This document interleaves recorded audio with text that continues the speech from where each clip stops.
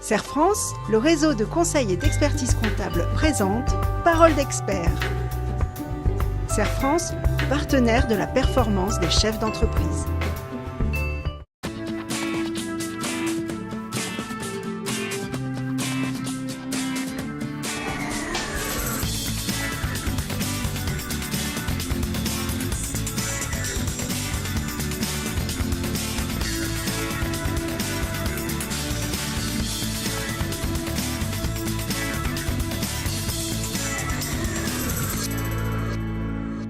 Bonjour à tous, bonjour Christophe. Bonjour Bénédicte. Aujourd'hui, nous allons vous apporter quelques informations pour vous aider à déterminer la date la plus pertinente pour clôturer vos comptes. Certes, la majorité des entreprises ont choisi le 31 décembre pour clôturer leurs comptes. Cette date peut être opportune, mais qui sait ? Entre ce qui est possible, ce qui est souhaitable ou ce qui relève de l'effet d'aubaine, nous vous proposons un petit tour d'horizon des principes à prendre en compte.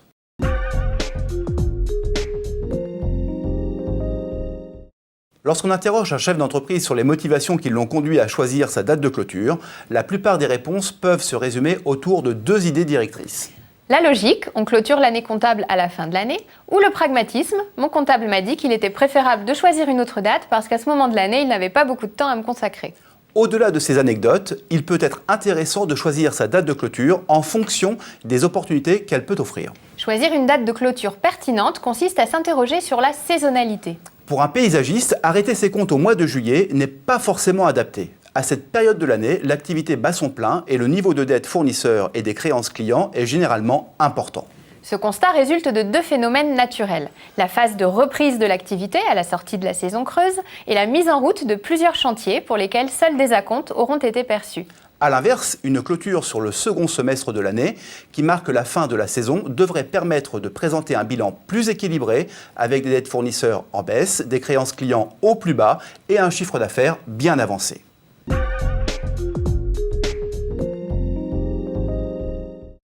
Une autre raison de modifier la date de clôture peut coïncider avec une démarche d'optimisation des prélèvements fiscaux et sociaux. Le fait de réduire la durée d'un exercice permettra de diminuer le montant du résultat imposable. Cette option peut s'avérer fructueuse en cas d'année exceptionnellement bonne, dans la mesure où elle permettra de lisser la charge fiscale et sociale sur 2 exercices.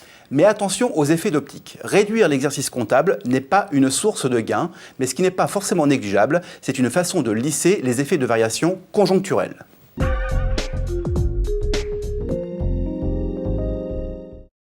Une clôture déconnectée du 31 décembre peut permettre d'anticiper et de gérer ses prélèvements obligatoires.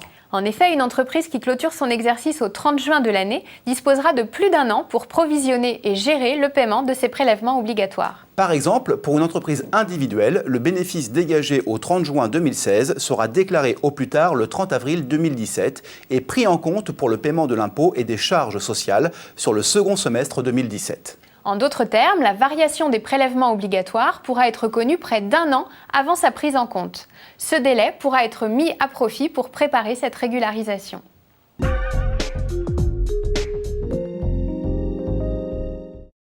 Alors, comment modifier la date de clôture d'une entreprise ? Cela dépend de son statut. Pour l'entreprise individuelle, le dépôt de l'alias fiscal suffit à entériner le changement d'exercice. Toutefois, la modification de la date de clôture ne peut pas conduire à zapper une année fiscale, c'est-à-dire l'obligation de déclarer un montant de résultat par année civile. Pour une société, il faut engager quelques démarches. La décision relève d'une assemblée générale extraordinaire des associés. La modification est possible si la décision est prise avant l'expiration de l'exercice social en cours et en cas de réduction de la durée de l'exercice avant l'expiration de la nouvelle date choisie. Par ailleurs, la prolongation de l'exercice social ne doit pas faire échec à l'obligation de réunir l'Assemblée générale ordinaire au moins une fois par an. La décision fait l'objet d'une mise à jour des statuts et d'un dépôt au greffe du tribunal de commerce. Il n'est pas nécessaire de publier une annonce légale, sauf si l'avis publié lors de l'immatriculation de la société faisait mention de la date d'ouverture et ou de clôture des comptes.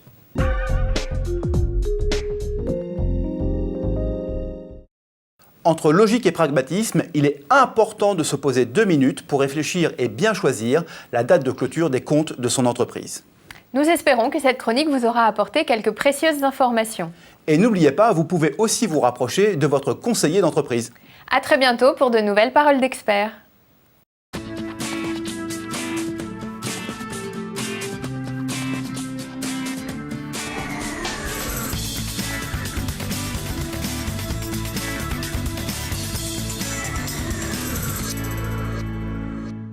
Serre France, le réseau de conseil et d'expertise comptable vous a présenté Parole d'expert. Serre France, partenaire de la performance des chefs d'entreprise.